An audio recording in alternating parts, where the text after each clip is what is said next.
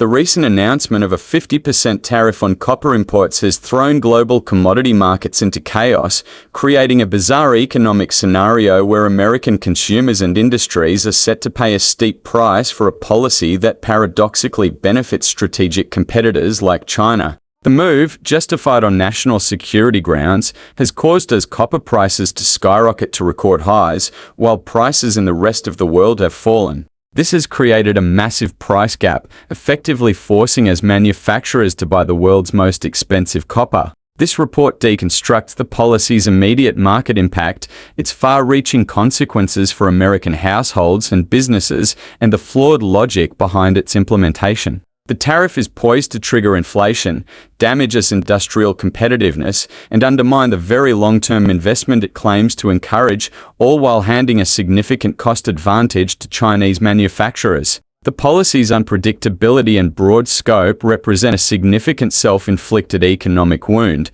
raising serious questions about its strategic rationale. Just when you thought trade policy couldn't get any more unpredictable, Washington has decided to pick a fight with a metal. Not just any metal, but copper, the essential ingredient for, well, pretty much everything in the modern world. In a move that stunned global markets, the Trump administration announced a massive 50% tariff on all copper imports, casually declaring, "Today we're doing copper." The stated goal? To protect national security and bring manufacturing back home. The actual result? A masterclass in economic self-sabotage. The market's reaction was immediate and chaotic, as copper prices shot up more than 13% in a single day, hitting a record high of nearly $5.7 a pound. Meanwhile, on the global exchanges in London and Shanghai, prices actually fell. This created a massive artificial gap. The price for copper in the Oz is now at a record premium over $2,600 a ton, higher than what the rest of the world pays.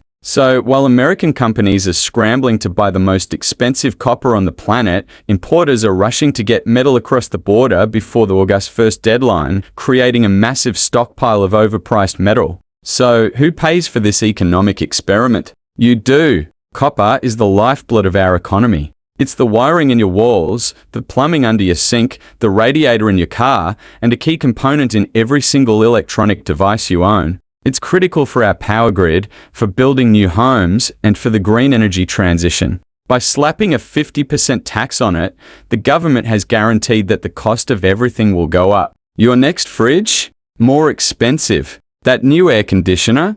More expensive. Repairing your home, buying a car, even your electricity bill, all of it is set to rise. It's a guaranteed recipe for inflation, paid for directly by American families and businesses. The official justification is national security. The argument is that the US is too reliant on foreign copper and needs to boost domestic production. It sounds reasonable until you look at the facts. The US imports nearly half of the copper it needs. And who are these threatening foreign suppliers? Our biggest sources are Chile and Canada, hardly geopolitical FOs. Meanwhile, our ability to produce more copper is severely limited. The entire country has only 3 operating copper smelters, a fraction of what our competitors have. Building a new one is a massive undertaking that takes 10 to 15 years and billions of dollars in investment. What sane investor would gamble that kind of money on a flash tariff that could be reversed by a tweet or the next election? The unpredictability is poison to the very investment the policy claims to want. So, if the tariff hurts American consumers and doesn't magically build a new domestic industry overnight, who does it actually help? Congratulations, China! While us manufacturers are forced to pay a 50% premium, Chinese factories can now scoop up all that redirected copper from the global market at a discount. The tariff doesn't stop the copper from being produced, it just changes its destination. So, in an attempt to counter China, this policy actively weakens American manufacturing competitiveness by driving up our costs, while simultaneously lowering costs for our biggest economic rival. It's like trying to win a race by tying your own shoelaces together.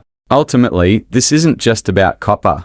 It's about a pattern of chaos. Businesses thrive on predictability. This policy is the exact opposite. Deadlines shift, rates are announced on a whim, and entire industries are thrown into turmoil overnight. First it was steel and aluminum, now it's copper, and there's even a threat of a 200% tariff on life-saving medicines. This approach strains relationships with our closest allies, invites retaliation, and makes the United States look like an unreliable and erratic trade partner. So there you have it, the Great Copper Tariff of 2025. It's not a coherent strategy, it's economic vandalism dressed up as patriotism. It makes life more expensive for you, it makes our industries less competitive, and it hands a golden opportunity to our biggest rival on a silver platter. It's a policy that manages to hurt everyone it's supposed to help and help the one country it's supposed to counter. Truly, a masterclass in how to shoot yourself in the foot with a very expensive copper-jacketed bullet.